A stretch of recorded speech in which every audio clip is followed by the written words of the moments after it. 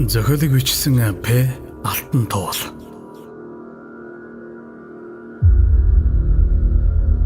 Амирлаагүй сүнснээ хорсол.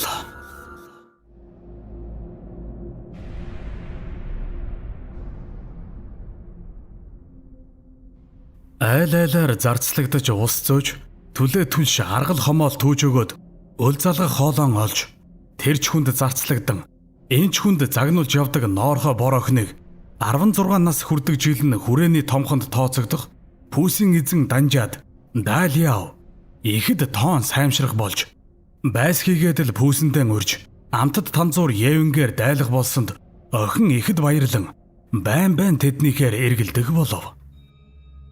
Бас ч гэж 16 нас хүрсэн бүсгүй хүний ухаанаар өөртөө багж айтгүй анхаарал тавих болж голын тохоод очин усанд орж хэр даг болсон биеэн угаагаад арзаж сексийсэн үсээн 2 хуваан сүлжиж самнаад голын тогтуухан усанд өөрийгөө толтоход тийм ч муухай эмэгтэй биш шиг харагдана.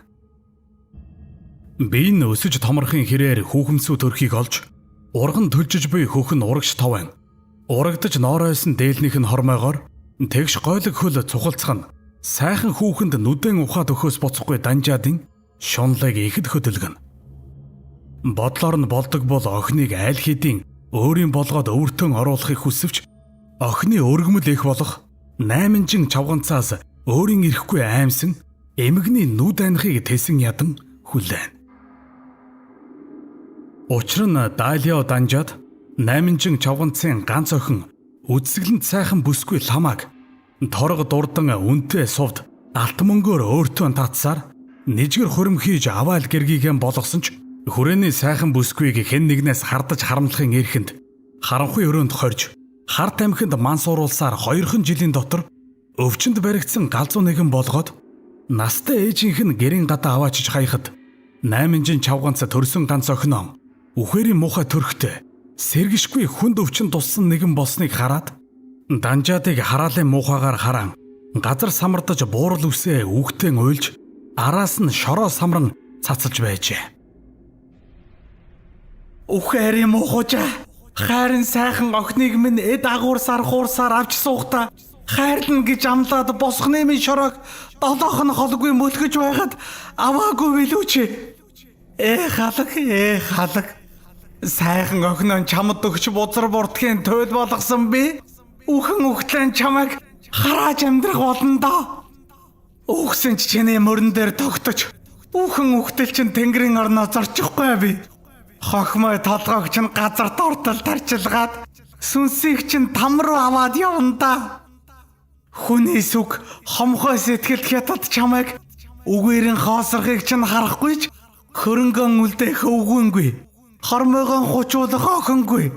Цай чанах гэргийгүй насаараа ганцаараа өлбөлцөж явахыг чин харах хүнэ. Хэмээн багтран хараажээ.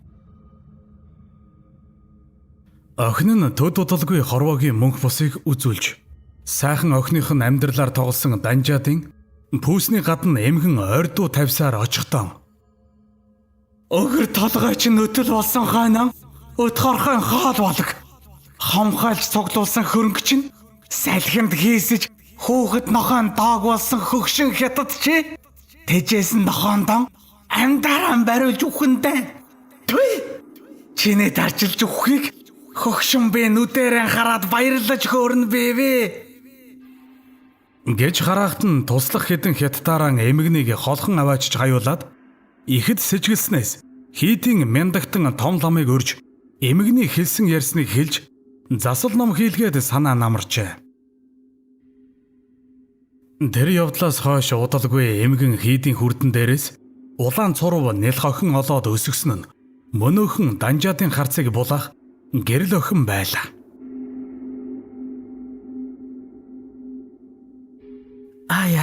Тэр гэрэл ихэ сайхан хүүхэн болон шүү. Даанч 8 жин чавхан золоод өсгсөн нь харамсалтай. Хэрв өөр хүмүүний үрсэн бол аль хэдийн аваал гэргийгэн болгоод дулаан ханзантаа жаргаж хэвтгсэн. Торго дурдангаар жаахан тордоод авбалоо. Хүрээний гангачуулаас дутахгүй сайхан бүсгүй болон шүү. Гэх адын бодол дотор эзэмтгэд "Түй! Мо хараач хар эмгэн бошуухан үхээсэ. Хөөхөн гэрлигийн гертэн авчраад жаргаж хэвтгсэн" хэмээн Данжаад ганцаараа үглэнэ.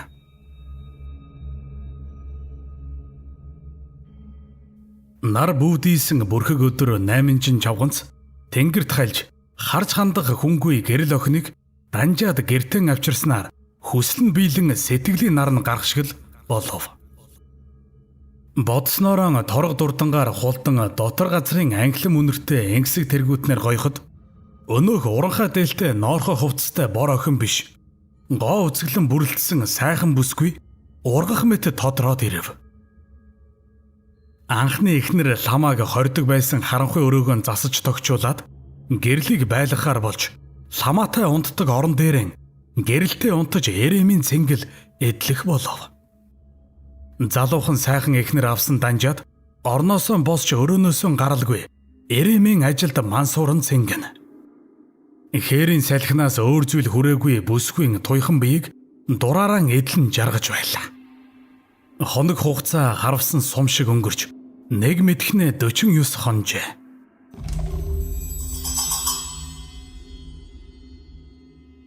Ээжийнхээ 49 хоногоор буян гүйцэхийг хүссэн гэрэл бүсгүйг Данжаад тасхороод өрөөнөөс нь ч гаргасангүй.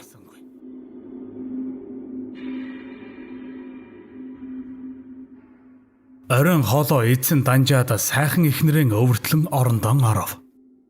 Чалх нэмэх бөөрийнхээ цагаан эмээн уугаад аваал гэргийгээ ноолж хэвтсэн Данжаад сэрэл хүсэлтэн шатан ихнэрээ ноолж байтал шилэн хүзүүгээр нь хэн нэгний цэв хүйтэн гар ороон тэврээд чихэн дээр нь "Сайхан байна уу хонгор минь? Чамайгаа ямар их санаваа. Ороолон болж газар сайгүй тэнүүчлэгтэй. Чинийхэн чалхыг л хамгийн ихээр санаж байлаа."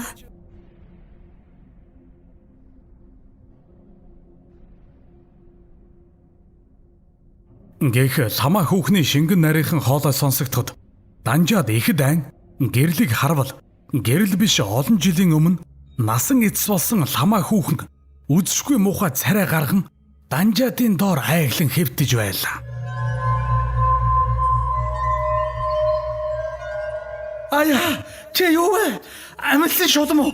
Бошуухан эндээс зайлаа" гэж хашгираад Данжаад ихэд айснаас бөмбөгөнтөл чичрэн мөлгсөөр орон доогуур шуургав. "Би чамд хэлсэн байхаа. Өгсөн хойноч мөрөн дээр чинь сууж чиний зовж тарчлахыг харнаа гэж."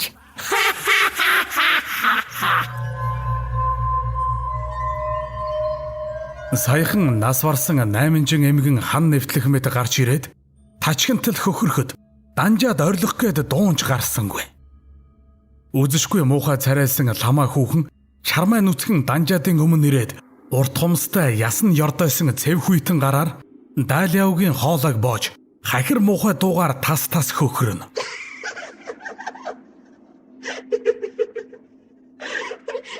Нэг мэдхнээ Даалиав уртаа харанхуй хонглоор эмгэнд хөтлөгдөн явж байв. Газраар хохимой толгоонууд өнхөрч хөлг ишгэх зайгүй хүний цайсан арга яснууд харжигнана. Эмгэн Ляогийн гарнаас тас суурсан байгаагаад буурал үсэн сэгсийн нүдэн цог шиг гялалзан урдах замыг гэрэлтүүлнэ.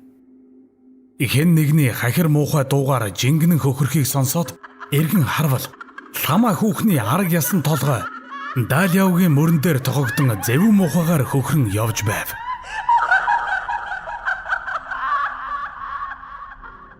Даалиав эмгний гараас мултран хонглоос гарахыг хичээн тэнцвч мөс шиг хүйтнэр хайрах эмгний гар түүний бугуйнаас тас атгаад тавихгүй байлаа. Данжаада гэх хэн нэгний зөөлөн инхри дуу хадан Даалиав нүдэ нээв. Өөрийнхөө өрөөнд ханзныхаа доогуур шургасан байлаа.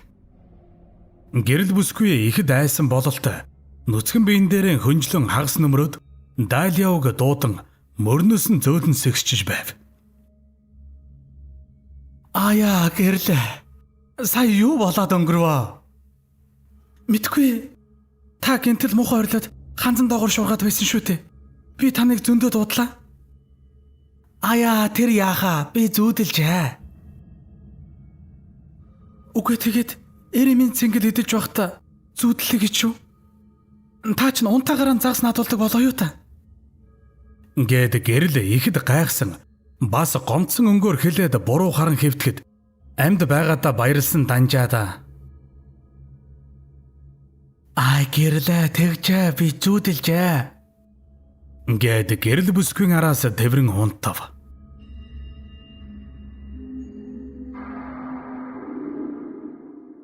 Хайлаа сэрэрээ. Хоолон идэрээ. Гэх эмэгтэй хүний ялдамхан дуунаар сэрэн өндөөсөн Дайлиав цааш харан дуу аялж суух залуухан эхнэрийнхээ араас сэмхэн гитсээр тэрч аваад өөрлөгөө эргүүлбэл залуухан амраг гэрлэн биш харин олон жилийн өмнө өөд болсон үдсгэлэнт ламаа бүсгүй Ляотэй анх учирч байсан үеийн гişгэ үдсгэлэнтэй сайхан хэвээр инээмсэглэн суухыг харсан Дайлиав гайхсантаа амаа ангаан хөшчгөв. Эр нөхөр минь өглөө болох нь босч хоолон идэж үз. Сайхан залуухан бүсгүй махаар амттайхан хоол хийсэн шүү. Гэсээр тас хөхөрсөн ламаа цэвхүйтэн гараар Дайлиавгийн шуунаас атхан цааш зүтгэхэд Ляо гараас нь мултрах гэж тийчгнээд хүчрсэнгүй бүсгүйд чирэгдэж явсаар хоолны ширээнийхэн ард суучгав. Дайлиа нашасоо. Чиний дуртай махаар сайхан хоол хийсэн шүү. Бас чиний ойлвсан бүсгүй бүрийн нулимсны тоогоор сайн чансан уугаарэ. Гэх хахирган чанга хоолойг сонсоод Данжаадын ар нуруугаар хүйдтан үсэн босох шиг л болов. Нас бараад удаагүй 8 чавганц тогоочийнхэн төмөр вандан дээр ямар нэгэн зүйлийг тас завчин зогсож байлаа. Данжаада нааша хартаа. Гэх ламаагийн дуунаар нүд өргөн харвал сайхан гэрлэгийнх нь уртхаар гизгнээс гартаан ороож барьсан ламаа тас хөхрөн нүд нь ухарханаасаа гараад ирчихүү гэлтэй час улаанаар эргэлдэх нь галт бөмбөлөг гэлтэй. Сайн хартаа Данжаада. Нааша сайн хар. Гэж хэлээд ламаа гэрлэгийн үснээс дээш өргөхөд биегүй толгооноос нь хөрөн улаан цус олгойдон урсаж ламаа нүүрэн дээрээ толгойг нь өргөн амаараа цусыг нь тосон ууж эхлэхэд түүний цасан цагаан царай улаанаар будагдан өмссөн дээлнийх нь ингэр тэр чигтэн цусан улаан болов. 8 чавганц тас хөхрөн Данжаадын өмнө том тавхтай хоол тавиад "Эд цадатлан эд" гэж хоолоор шахахт нь харвал эмэгтэй хүний хундан цагаан хуруунуудыг тас тавчин тавган дээр овоолоод хажууд нь нүд чих зэрэг харагдахад Данжаад өөрийн ирэхгүй бөөлжиж эхлэв. "Эд цадатлан эд хүний зовлонгоор голон зогоодог чиний дуртай хоол" гэсээр 8 чавганц Данжаадын толгоон дээр даран тавхтай хоол руу ойртуулахад Дайлиав орилох гээд чадалгүй нүдэн анив. Цусны эхэн үнэр хамар цоргин дотор муухайруулна. Дайлиа ноёнтон нүдэнэгэрээ. Та ч хүний зовлог зовоож хүслэн гүцэх чигтэйхэн дуртай байхаа. Гэх ламаа хүүхний жингэнсэн царгиа дун.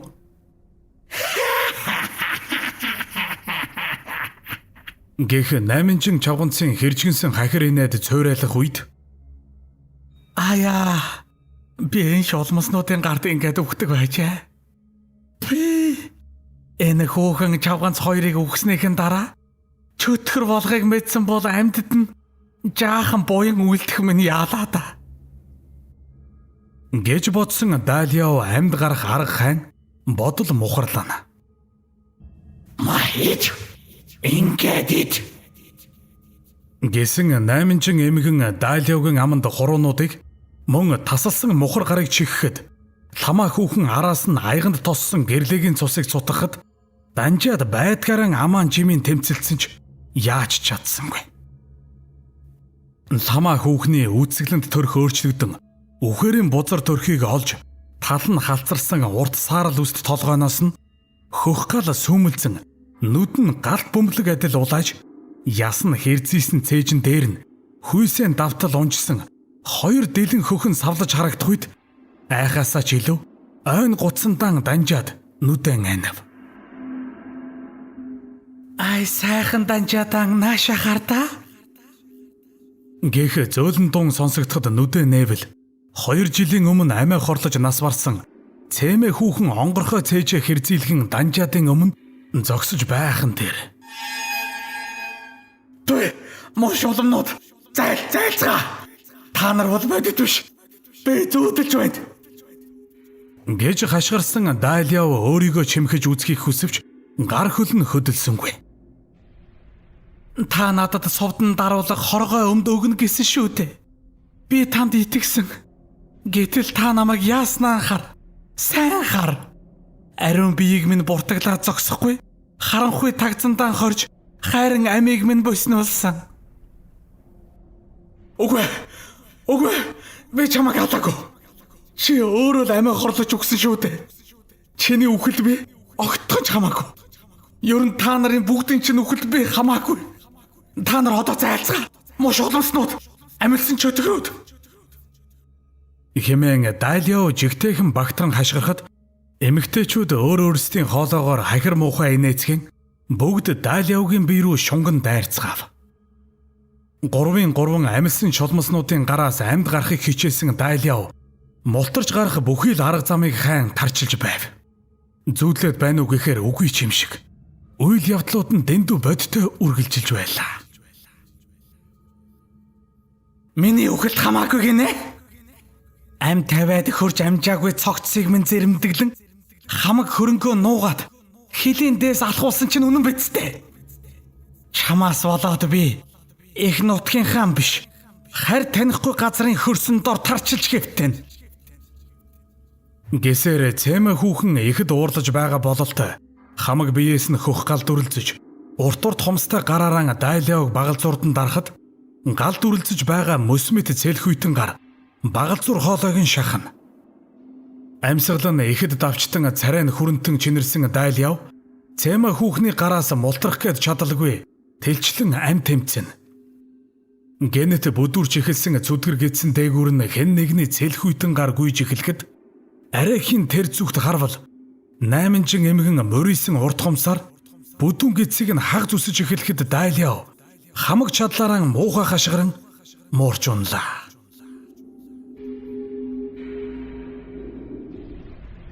Данжата там нь яава аливсэрээчтэй. Нэг мэдхнэ хэн нэгэн байдгаар нь сэгсчин дуутахад сая л сэхэ аван нүдэ нээсэн Данжаад түүний дээрээс хөөрхөн гэрлэн байдгаараа тонгон уйлж мөн тогооч хятад ир ихэд айсан байртай сэгсчиж байхыг хараад саяын болсон бүх зүйл зүүд байсанд ихэд баярлан гэрлэгийн хүзүүнээс хүзүүдэж аваад хэнгэнтэл санаа алдав. Дая Данжаад минь там нь яава байдгаараа орилж хашгичаад л хамаг би чинь усан хулганд болтол хөлрөөд би сэрэх гээд дийлсэнгүй тогоочийг дуудлаа шүү дээ. Аяа гэрлээ минь ихэ муухай зүүдэллээ. Яасан муухай зүүд байва. Гэсэн Данжаад дахиад зүүдлэгүйгэн батлах мэд гэрлэгийн хацар дух хүзүү нуруу гар гээд хаа таарсан газраа барьж үтсээр сая санаа намрав. Удахгүй үр цайхан та жаахан хөвтөж амрахгүй юу?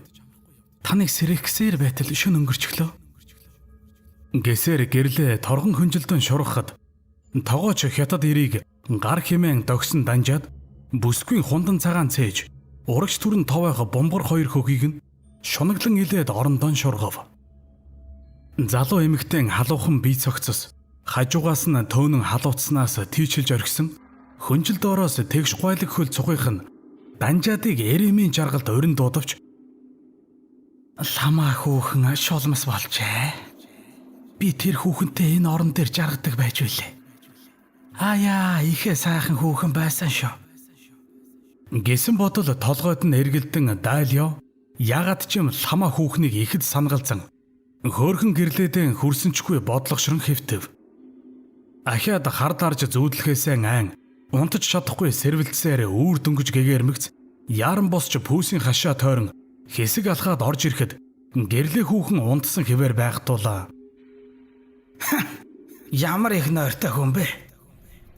Нар мандаж айлууд эхнээсээ босч эхэлж байгаа бололтой хөл хөдөлгөөн ихсгэд пүүснээсээ жаал зугаа зүйл боож барьсан Далиав хийдийн томоохон лам дотны түнш чойрвынхыг зүглэн алхав.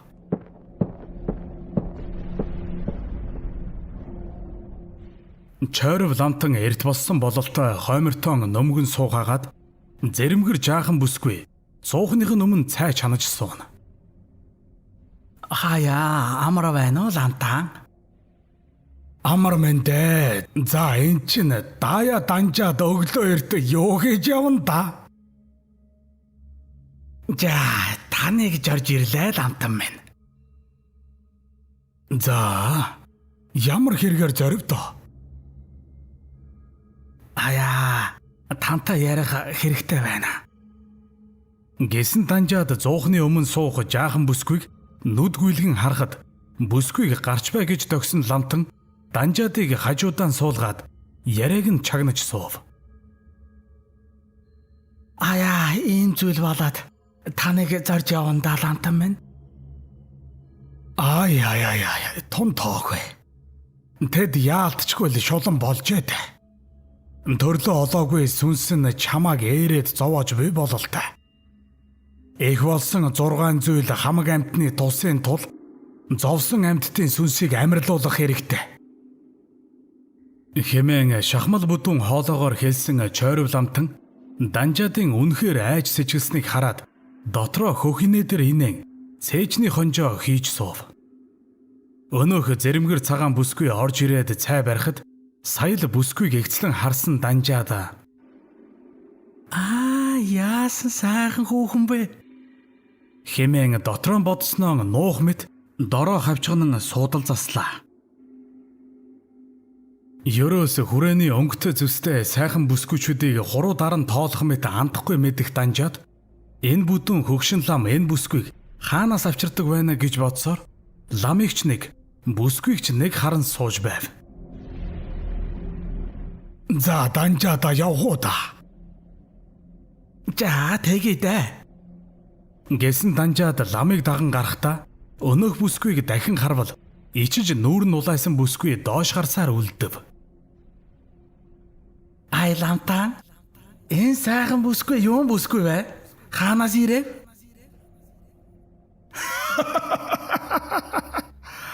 Бас хараад амжижээ л үдэж байна. Яах вэ хөөрхий зовсон амтан. Үрийн хутга гуйж ирсэн юм. Би урд шөнө үрийн заяа дуудаж хонов. Хөөрхий надтай 3 хоног үрийн заяа дуудаад нутаг руугаа буцах юм. Аяа тийм үү. Ихэ сайхан хөөхөн харагдсан шүү. Дэмэ тийм сайхан хөөхөн. Даанч нөхөртэй юм. Би түүнд үрийн заяа хайрлнаа. Ийм сайхан бүсгүйд надаас өөр хэн үр хайрлах юм. Гэсэн ламтан дахиж бүсгүйн талаар ярихаас илд төвөгшөн данжаадын урд орон алхав.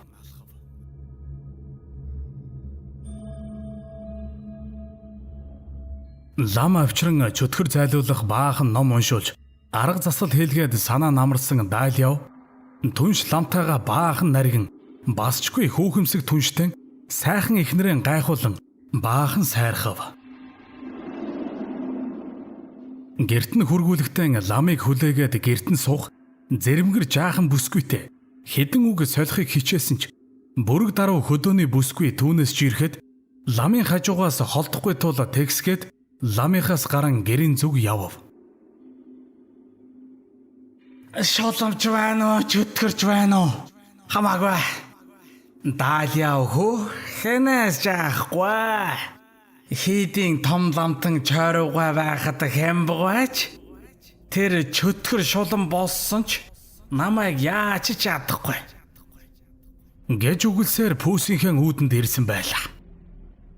Гэрлээ бүсгүй хэдий хөөрхөнч ламын харсан бүсгүй түүнээс сайхан харагдах тул сайхан бүсгүйд үрийн заяа хайрлах нэрээр өвөртөн оруулан жаргах ламд атаархан байж ядаж байв. Дахиад л шөнө ирлээ.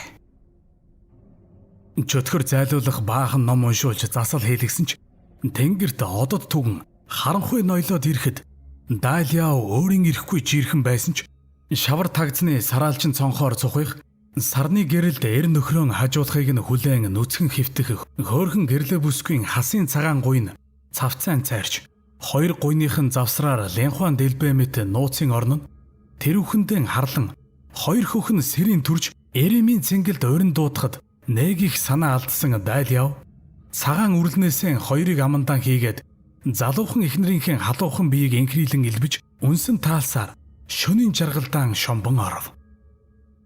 Ичимхий даруухан ядуу охин гэрлэг өөрийн болгосноос хойш ханаж садахгүй эремийн цэнгэлд нь бүсгүйн ичимхий бүрэг зан дэндүү тэртэй байх тул Далиав бүсгүйд багахан хар тамхины холцтой дур хүсэл нэмэгдүүлэгч үрлнээсээ өгөх болсонд гэрлэ бүсгүй орой боломгц өнөөх үрлнээсээ нэгийг уугаад ичих химээхийг умартан ийхүү нүцгэлээд эр нөхрөө хүлэн хэвтэх болжээ.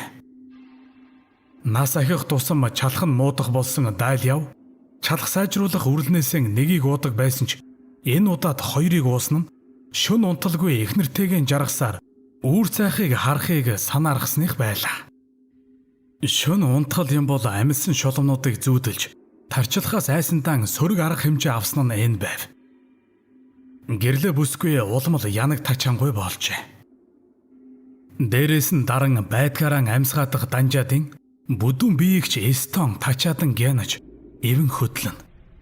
Нурууг нь самардан бүдүүн өгцгийг нь бацлан байдгаараа тачаадан орилж эв хавгүй зузаан уруулыг нь хаман үнсэж тэгснэн сармис ханхалсан өмхий хилийг нь хамаг хүчээрэн сорон хооцно.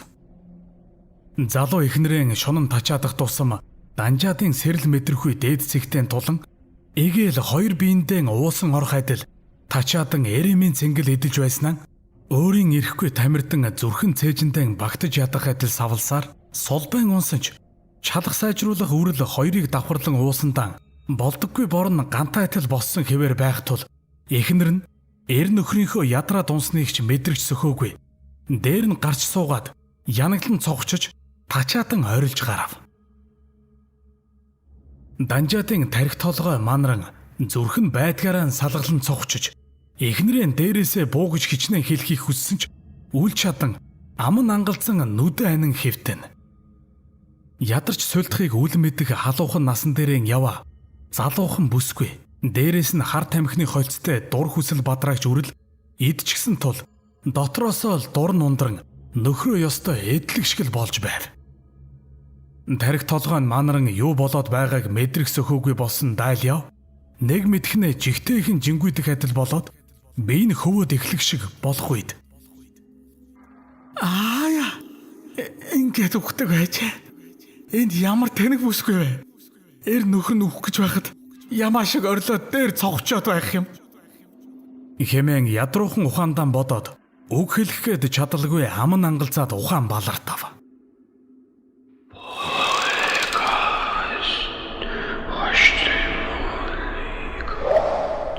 Нэг мэдхнээ жигтэйхэн танил үнэр ханхлан бүсгүй хүний энхри ялтам дуу гарan Данжаадыг нэрээр нь дуутахад нүдэнээ харвал цэмэ хүүхэн дуу аялан нүрээ годож суув.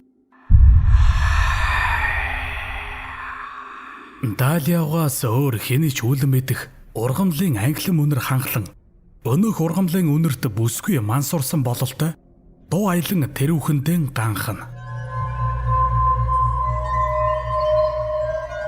Тийм ээ, цэмэ бүсгүй үнэхэр дэндүү цэвэрхэн төрсөн сайхан бүсгүй аж. Дөнгөж 17 настай цэмэ бүсгүйг амтд чимээс англин үнэрт оо ингэсгээр хууран шавар тагзандан оруулсан Далиав англин үнэрт мансууруулагч ургамлыг баг зэрэг уугуулахад урд нь мансууруулагч ургамал битгий хэл. Энгийн үед ч үнэрийг нь авч байгаагүй цэмэ хүүхэн дорхно мансууран дуу аялан Далиавгийн өгсөн ингэсгээр нүрээ годон ганхах аж. Данжаад гоо бүсгүй хажууд очиод дээрээс нь тонгон цэцгийн илтэс мэт улаахан уруулыг шимэн үнсгэд бүсгүй урдаас нь тосон үнсэв. Ерөөс бүсгүйд эрүүл ухааны өөдөсч байсангүй. Далиав бүсгүй хувцсыг нэг нэгээр нь тайлж эхлэхэд бүсгүй тас хөхрөн гарынх нь аясаар эргэнэ.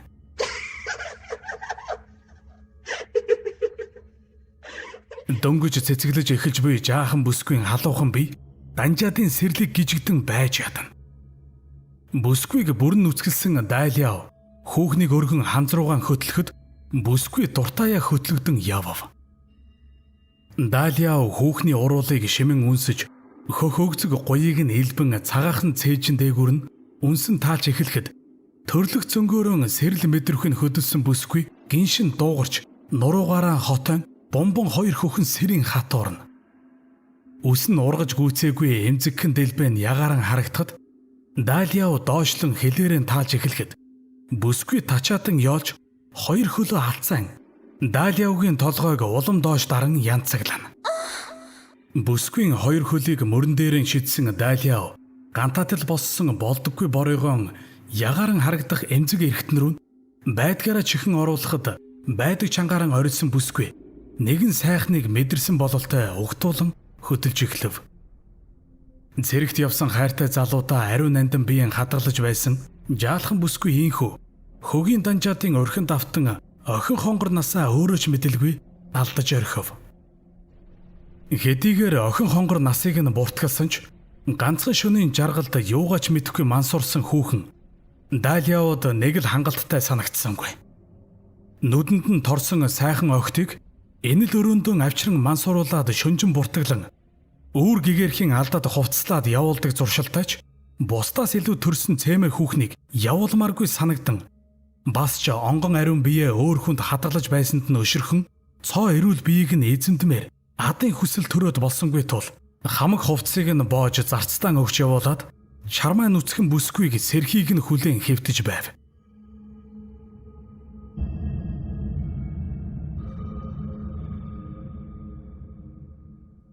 Өглөөний наран нүүрэн дээр нь тусан шарж эхлэхэд сэрсэн цэмэ бүсгүй босох гээд өндөж чадсангүй. Толгой нөвдөн дотор нь муухайрахад буцан хэвтэв. Тэгснэн гинэд өөрийгөө чармаа нүцгэн хэн нэгэнд тэврүүлэн хэвтэж буйг анзаараад цочин угсгийтэл дахиад л тархиар нь хатгуулан савж унав. Ерөөс мансууруулагч ургамал гэдэг ийм хортой ач. Хажууд нь пүүсийн Данжаад хөгшин Далиа бод идсэн боохоо айтай маасан хэвтэж байв. Бүсгүйн доод бие чинрэн тэр гихийн тэмдэггүй өвдөлт мэдрэгдэн. Хаяа, миний жаахан хонгор сэрчгсэн үү?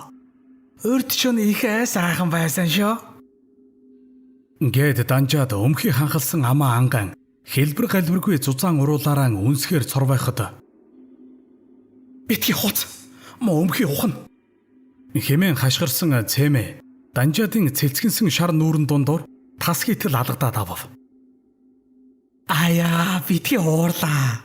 Миний хонгороо одоо би чамаагаан эхнэрэн болгонаа. Чи сайхан хүүхэн ийм сайхан бүсгүйг би ихэ хайрлаа шоо. Битгий донгос бузар амтан зайл цаашаа. Хаяа юу ярина? Би гэрээсээ хаашаа зайлана. Чи л өөрөө надтай жогроод байсан биш үү? Гэхдээ бүсгүй юу ч үл санаана. Хөгшин бүдүүн Данжаадын шавар тагцанд орж ирсэндээ өөртөө бачамдан хайрт залуу идрийнх нь идэрмэг хүрэн бор царай нүднийх нь өмнөр харагдах шиг болох үед сөрхрөн уйлж эхлэв.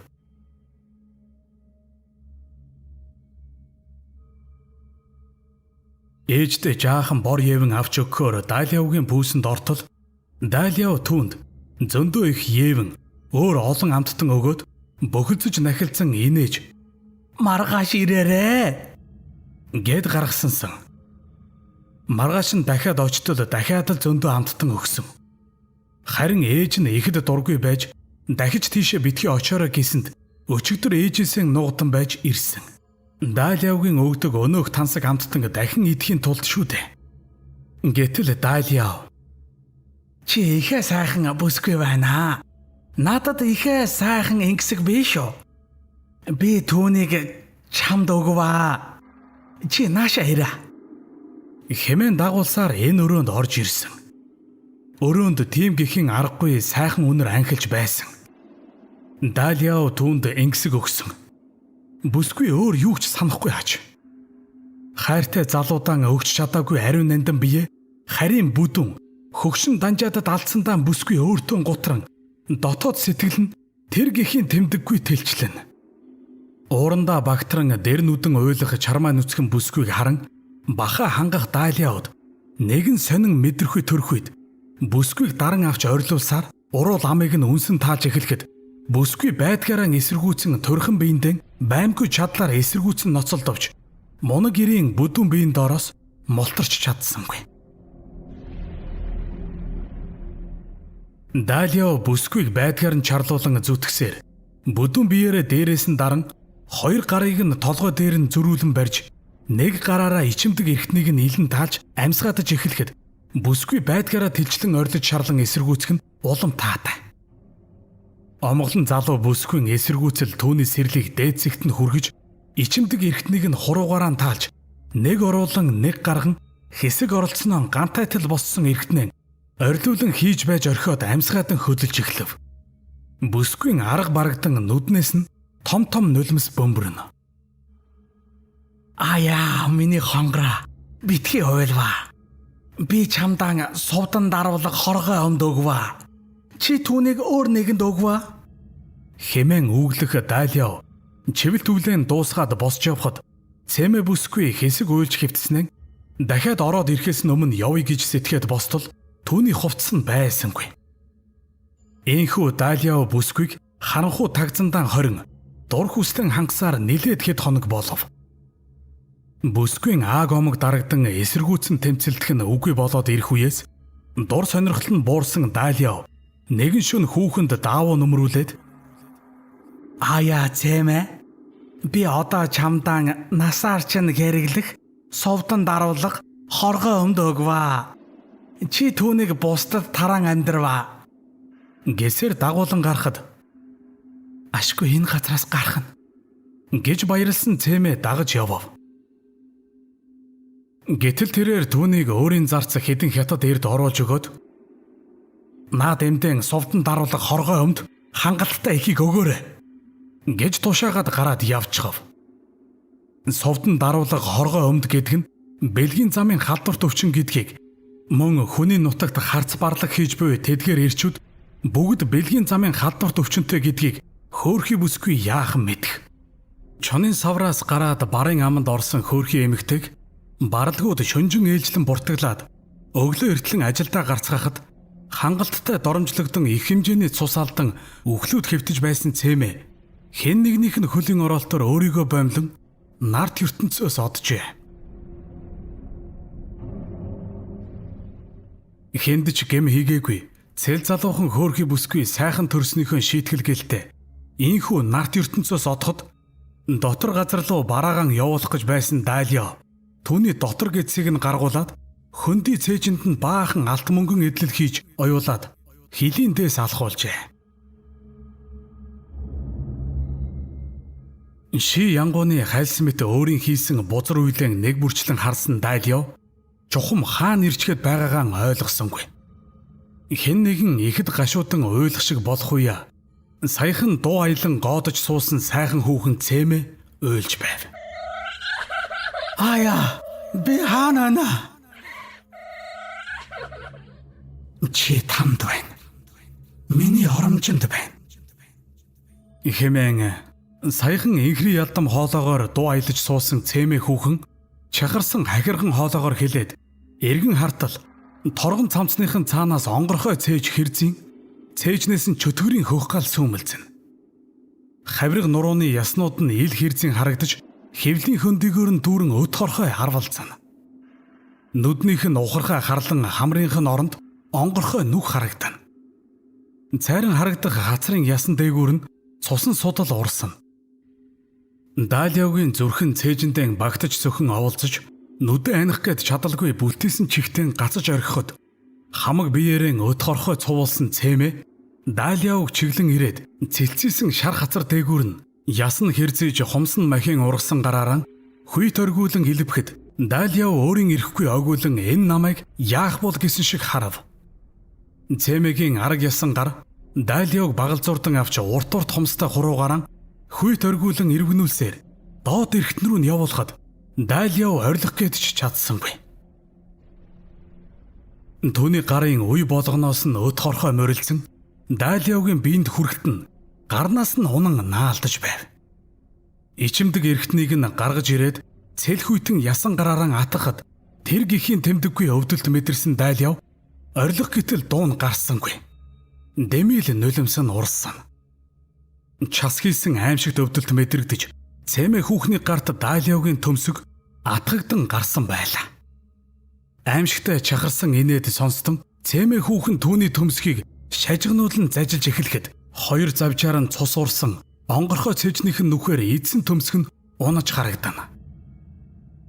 Далиауд аимшигт өвдөлт мэдрэгдэгч үхэх болоогүй бололтой ухаан санаа нь сэлмэг хэвээр байв. Доор нь хүрэн улаан цус тунарна. Хоёр төмсгийг нь зажлан эцсэн Цэмэ урт хумсаараа орилуулан байж хинхтэг цээжийг нь нээж орхиод дотор эргэтнийг нь нэг нэгээр нь гаргаж эхлэхэд Далиав байдгаараа орилохоос өөрийг хийж үл чадна. Цэмэгийн гарны үе болгоноос унсан өд хорхой Далиагийн дотрыг аргнуулан идэж эхлэхэд бушуухан үххийг хүссэн Далиав "Намайг алаад өгөөч" хэмээн Цэмэгээс гуйн орилж эхлэв.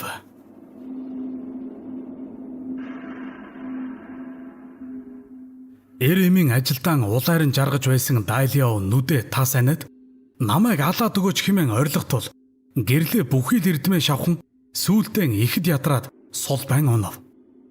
Далиав ханаж садах болоогүй бололтой алаад өгөөч хэмээн дахин орилох тул дургүй нь хүрсэн гэрлээ бүсгүй махлаг шар нүүрэн дундуур нь тас хийтэл алгадаж орхив. Хар дарсан зүуднээсээ саял сэрсэн Далиавгийн хамаг бие нь хүйтдaan байдгаараа чичирч хар хөлсөн цутгана. Гэрлээ уурлаад гараад явчихсан тул ганцаараа байдгаараа чичирч дэмэрч хэвтэв. Нүүрэн дээрээс нь хэн нэгний сэрүү татуулан үлээх шиг болох уяа цочин харвал үхэрийн бузар төрхтэй ламаа хүүхэн түүний дээрээс тонгон хамрынхан нүхнээс гялтгансан хар могоо гулсан буугаад Далиагийн хүзүүгээр орон ирчилэхэд байдгаараа муухай орилов.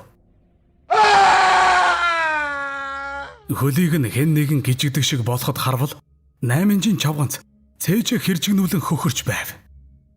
Түүний махир хумстай харгаар Далиагийн хөлийг эрвгнүүлэн хумсаараа хурууг нь хөрөөдөн. Хөрөөдөх тусам нь цус урсан ханц хан бодно. Цэмэ ясан гараараа хинхтэг цээжинд нь өд хорхой суулган хөгшин залуу шулмууд хахирхан жингэнсэн хоолоогоор инээлдэж эхлэхэд Далиав "Болцгоо муусан шулмдууд та нар зайлцгаа" хэмээн орилж гарав. Далиагийн муухай орилох чимээнээр тогооч хятад гэрлэнаар гүйлдэн орж ирвэл нүд нь улаанаараа эргэлдэн амаар нь цагаан хөөс сахаран Далиав гэцээ хүүчин маажilж маажих тоолонд цус нь үсрэн ороо бодож байв. Арайхийн хоёр гарыг нь барьж ортой хөлсөн тогооч хятад гэрлээ хоёр Далиавгийн хумсаараа юучгүй болтол сижсэн тарган гэцийг нь эм тавин цэвэр давуугаар боогоод тайвширч унтахыг нь хүлээн түгшин сууцгаав. Далиав нэгэнт галзуурч. Нүд нь улаанаар эргэлдэн амнаас нь хөөс сахарч байсгийгээтэл "Миний гэцэг өдөөдөл Цэмэ хүүхний өд намайг идээд байна шүү дээ. 8-жин шулмас миний хөлийг хумсаараа хөрөөдөд байна. Миний бөөрийг битгий идэлдээ. Ламаа чи сайхан хүүхэн шүү" гэж хашгирах юм уу? "Зайлмуу шулмаснууд та нар бол амьсан шулам" гэж хашгицаар арайхийн үүр цайлгав. Үүр цайн дахиад онгодоход овоо тайвшран унтсан тул гэрлээ яарвчлан гарч чойров ламтныхыг чиглэн алхав. Ламтан гэрлэгийн ярихыг сонсоод яаран гарсан ч Далиавд туслах биш тэдний барих өргөл барьцыг л бодон алхаж явлаа. Ламтан өдөржин бурхны ном уншиж Далиав харин өдөржин хамаг хөлсөн асгаран нам гүм унтаж байлаа. Өдөржин бурхны ном уншин чөтгөр хөөсөн ламтан гэрлэгийн гараас ихээхэн өргөл барьц аваад "Одоо зүгээрээ. Чөтгөр торлогдсон байна шүү дээ. Би хорлонгон тайлчглаа" гэж шахмал бүдүүн хоолоогоор хэлээд бүсгүйд адис тавиад гарахад намжлан залбирсан гэрлээ ламтан гаргаж өгөөд эргэн орж ирвэл Далиав үнэхээр л засал авсан бололтой нүдээ нэг ихэд тогтуухан харан хэвтэж байв. Түүнийг ихэд тогтуухан байсанд баярлсан гэрлээ. Гарынх нь хүлээсийг тайлан тогооч хятад нь хоолыг нь авчран хооллоход идчихээд буцаж хэвтсэн Далиав чимээтэй хурхиран унтаж эхлэхэд гэрлэж унтахаар хэвтэв.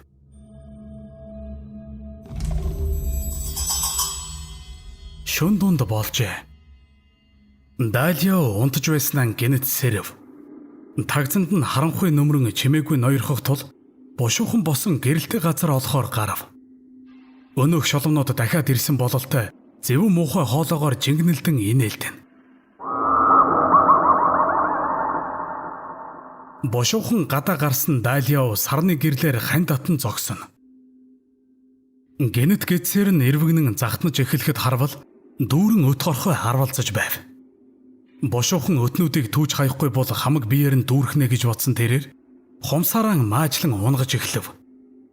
Ингэр цээжгээд хаа таарсан газар нь өт хорхой эрвэгнүүлэн явх тул бушуухан түүж хаяхыг эрмэлзсэн Далиав галтгооны байшинд ороод хоёр гартаан нэг сэрэ бариад гарав. Буцаад сарны гэрэлд очин хамаг биеэр нь дүүрсэн өтийг сэрэгээрэн маажин унгаж эхлэв. Хамаг бие нь час хин өвдөн. Цэмбэ амьсан шолон болжээ. Энэ өтнүүд цэмэгийн өт. Амьсан шолонтойгоо хамт зайлцгаа. Гэж үгэлсээр сэрэгээрэн маажиж унгасаар. Сэрэгээрэн маажлах тусам ув улаан өтнүүд газраар нийл таран эн тэнд үсчин унана. Хамаг бие нь хорсон өвдөж байв. Гэнэт хүзүүгээр нь сэрүү татуулан эрчилсэн хүйтэн зүйл хүзүүг нь ороож эхлэхэд ламаг өгнө байгаа. Намайг баймалж ална гэж сонсон юм байх та. Хэмээн ганцаараа үгэлсээр өнөөх хоёр сэрэгээрэн хүзүүн дэх могоогоо сэрээдэж эхлэв. Нүднийх нь үзүүрт хөх гал сүмэлцэд нөгөөдөл хэмээн өөртөө хэлээд зүхтан гүйж эхлэв. Жигтэйхэн өндөр хан тааралцсанд бушуухан даваад гарчгүйв. Амьсан шуламнууд араас нь даган жингэнтэл инээлтхэн сонсогдоно.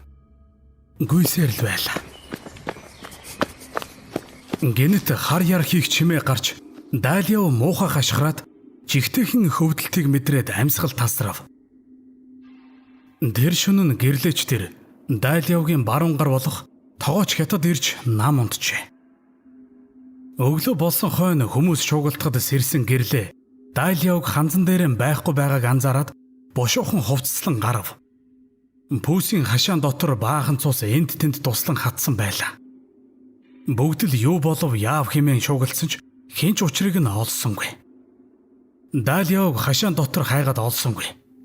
Түүн шиг бүдүүн хүн хашаа даваад гарна гэж байхгүй. Хашааны хаалга дотроос нь төгжөөтэй байсан. Тэгэхэр Далиав хашаанаас гараагүй гэлцэн пүүсийн хашаанд хайсаар хэдэн өдөр болов. Гэтэл хогны цэг дээр хэн нэгэн нохоод бариулжээ. Хүний мах эзэн ноход аюултай гэхэд цууд харж нилээд хойно гэрлэгийн чихэнд хүрэв. Тогооч хятадан дагуулan хогийн цэг дээр очсон гэрлээ нүдэндээ ч итгэсэнгүй. Хэн нэгний цогцсыг золбин ноход юучгүй болтон зэрэмдэглэн идсэн байлаа. Тэр мөнгөд хэлхийн аргагүй байсан ч цусанд бэлдсэн цагаан торгон өмдөр нь тэр Далиав гэдгийг гэрлэж тэр тогооч хятадч тэр төвгүй таньж байв. Хөөрхий эр нөхөр нь золбин нухтын хоол болжээ. Зуны дулаахан цаг болохоор үлдсэн жаахан сэг зэмэн дээр нь яла батх нь өт хорхой шавжээ. Нөхрийнхөө цогцсыг хүн ёсоор оршуулсан ч толгой нь холдсонгүй. Хойдын төрөлд нь буян сансан гэрлээ бүсгүй хөрөнгийг нь хүрээний ядууст тараан өгч буян үлдээд эрт хорвоог орхисон үдсэглэн тэгч лама сайхан сэтгэлд өсгсөн их 8 нарынхан араас их буйныг үлдээд өөрөө сэтгэл нийлсэн сайхан залуутай хөдөг зорин оджээ. Цагтаан сайхан бүсгүйчүүдийн эрлэг явсан Далиав данжаад ийхүү 8 чавганцын харааснаар дуусч хөрөнгө зойрн хүрээний ядуусын хоол болж хүн бие нь золбин нохтын хоол өт хорхон идэж болжээ. 8 чавганц амьд байхтаа харж чадаагүй ч өсгсөн үр нь харсан юм гэдэг. Амьрлаагүй сүнс анирлаж Хараад өөрөөр нь төгссөн юм гэдэг.